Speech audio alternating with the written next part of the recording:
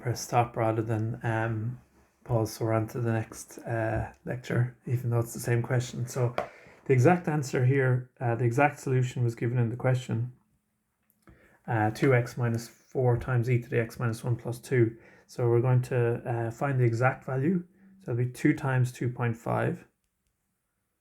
Now, of course, if you can get the exact value, it's kind of stupid to be doing approximations, but we're just trying to show how the errors work and how big the errors are, etc.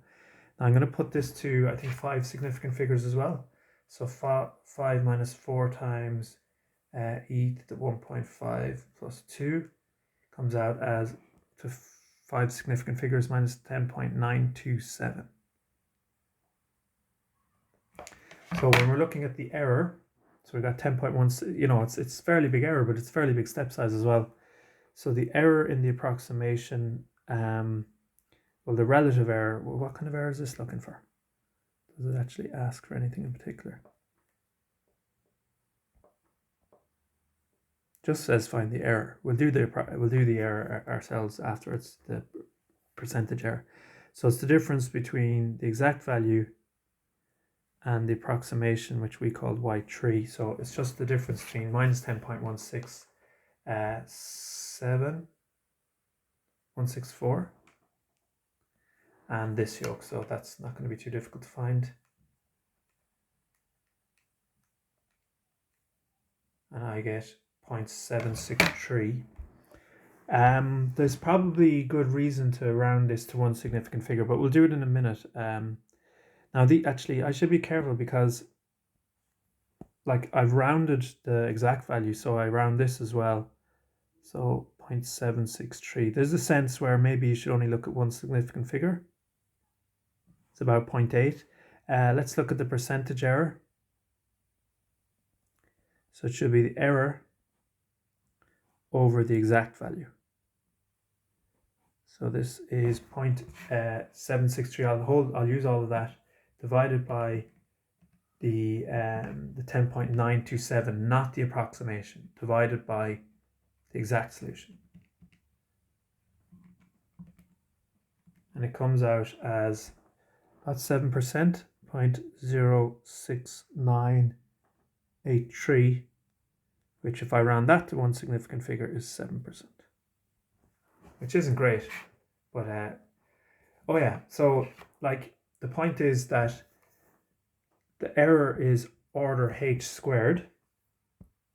So all else being equal, and it's not always all else being equal, if I go down to a step size of 0.1, I'll reduce that by a factor of 25. I'll reduce it down to like 1/5%, which is very good.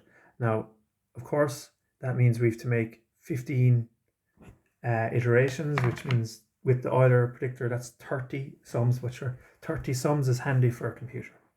Okay, so let's do another example. And I think what we're going to see is the one that caused us problems, certainly when we go back, if we look at the start of Heun's method. This one, where you're getting negative velocities, which is no good. Okay, consider the damper from the lab. Now, I don't know if we did that in the lab, by the way. With a mass of 0.1, damping coefficient of 1.5, step size of this. Okay, so the velocity is given by the solution of this. So if we do the first few iterations using Euler's method. So Euler's method looks like this. The next v-value is the previous v-value plus step size times previous slope.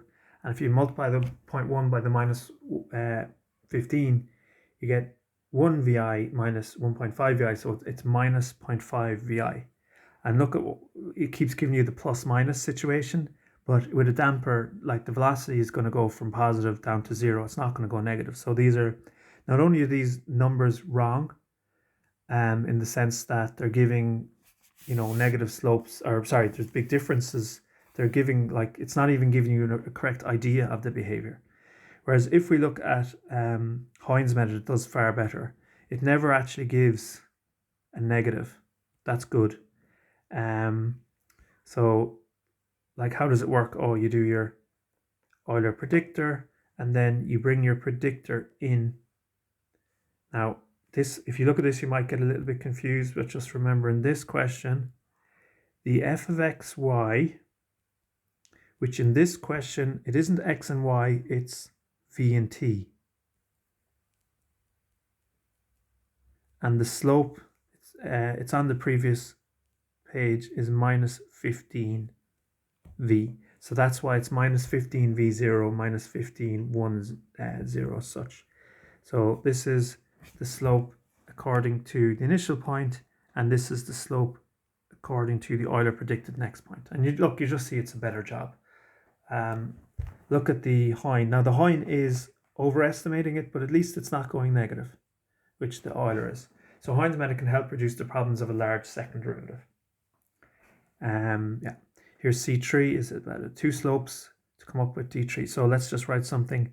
So to come up with the slope, so where's D3? Oh yeah, here we go. So we use 2 pieces of information. The initial velocity and the Euler predicted velocity. So we use 2 points. So essentially we use this point and this point to come up with a slope to get us to this point. So we average those 2 slopes, essentially is what's going on. Okay. Let's look at another example of the difference between Euler method versus Heun's method. Consider an object of mass m falling under gravity, subject to a drag force proportional to its velocity using Newton's second law. We might just pick a direction here, just for our signs. So you see the way I have plus mg, so this must be plus going down and minus going up. And if you're going down, the drag force is going to oppose you. So the drag force here will be minus cv. It's v because it says it's proportional to its velocity. It probably should be proportional to speed. Don't worry about that.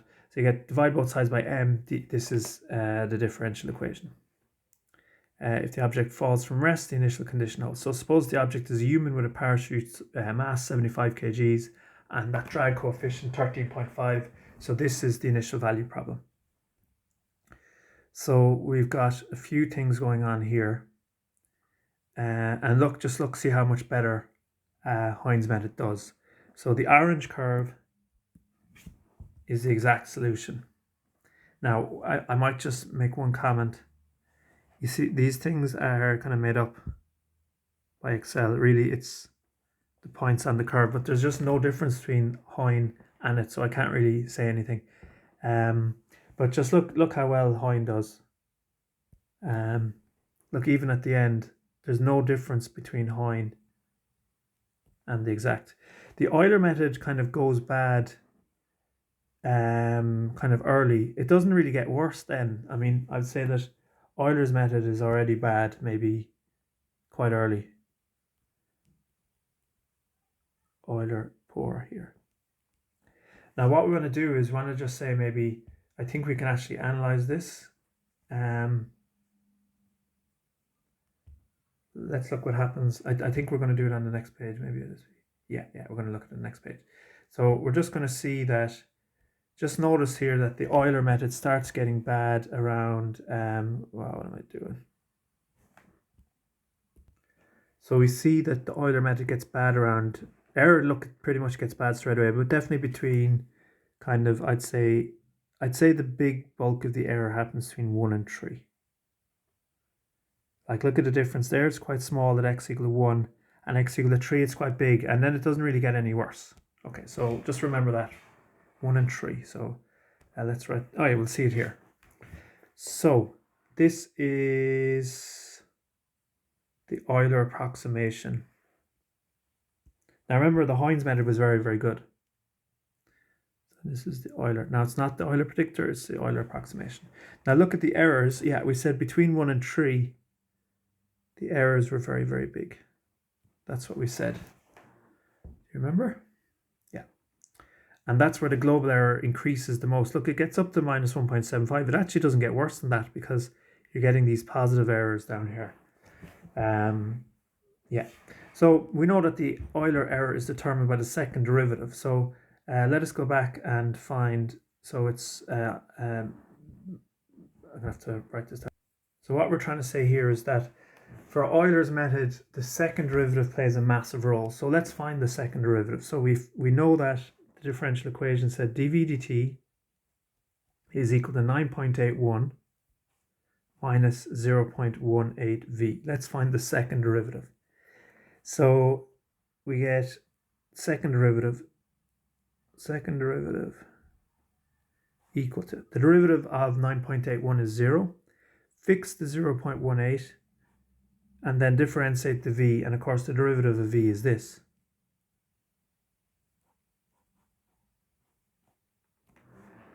Okay, so now should I multiply this out? Yes, I should. So I get 0.18 by 0.18 by v is, I get like 0.324 v minus 0.18 by 9.81 is 1.7658. So what I want you to think now is that when this number is big, the Euler method error is big. Now I hope what's going to happen here is actually going to work.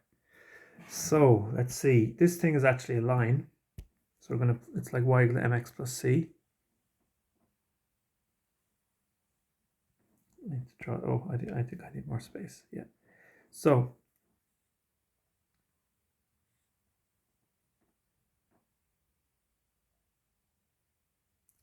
this is going to be the second derivative of v. This is a weird graph, I do appreciate that. Now look at this thing. So it says this is the second derivative. Now it says this is equal to 0 at, I actually have to improve this picture again.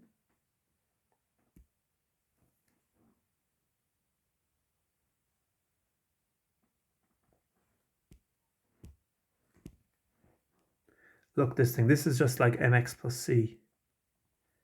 And it's equal to 0 at, we're going to just trust this at 54.5. So this is equal to 0, the second derivative, at 54.5. It cuts at minus 1.765, because that's the c. And then it's a straight line, so it looks like this. And the absolute value of the second derivative, and if you look back, we always look at the absolute value. Like I actually write these double lines. Now that's kind of complicating things. I could just use one line. It just really means the absolute value of the second derivative. Whereas the absolute value of the second derivative, big here. So large second derivative near t equal to 0. And if you have a large second derivative, you've got near t equal to 0, you're going to have problems with Euler's method near t equal to 0. And look, you can include that there. So that's what's going on. Now, as you reach, it turns out that 54.5. Now, what is it about 54.5? So 54.5, so at v equal to 54.5, this dv dt is equal to 0. Now, dv dt, remember, is the rate of change of velocity.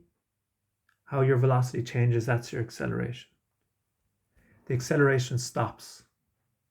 So if someone's jumped out of a plane or whatever, they stop accelerating, they've reached terminal velocity. So when you reach terminal velocity, what happens to the curve? Well, doesn't the curve flatten out? Now, it's not quite near that, but it is flattening out.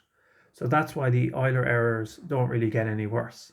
Now, the Heun's method managed to track the exact solution very early. Now, I think Heun's method actually might have an error that's related to the second derivative as well, but it just does. Maybe it's third derivative. We'll see that in time. It just doesn't have an issue with it. And actually, while we're here, we might just note that the third derivative, if we are, certainly if you look at the three-term Taylor method,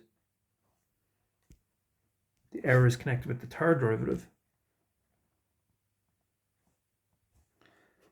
Okay, you get a small number. You get 0.324 times the derivative of v, which is this, and you're getting things that are smaller all the time, which is basically another way of saying that if you do a Taylor series method, the more terms you get, the smaller the errors are getting, basically. Okay.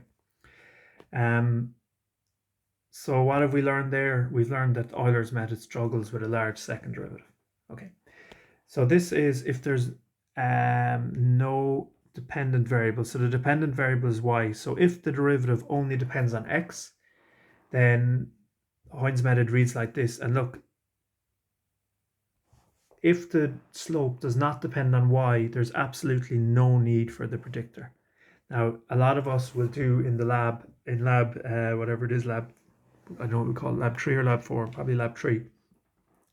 You'll do this. It doesn't matter, it's not wrong, but you're just wasting your time. So now we don't have any direction field, so we can leave that out. There's an exercise down there for you to try. Now, are we going to keep on going? Here's the error. So yeah, so the error here actually, I used to think that the Heun's method depended on the third derivative, but it's actually only the second derivative. But the error is order h cubed, and that's why. So basically, it's just way better. It does technically have a problem with a large second derivative. Like the biggest errors for Heun will be in the same place. And actually, can we even compare these? So this is difference in the third significant figure. Yeah, look, I'm just saying, I think the problem, like, I think Heun's method is also going to have issues in this area, but because the error is order h cubed, it just gets away with it. Although that used the step size of h equal 1, so it shouldn't matter. But look, the analysis can be messed up. I mean, we've actually simplified some of it, so we'll just take our word for it. Like the proof is too difficult.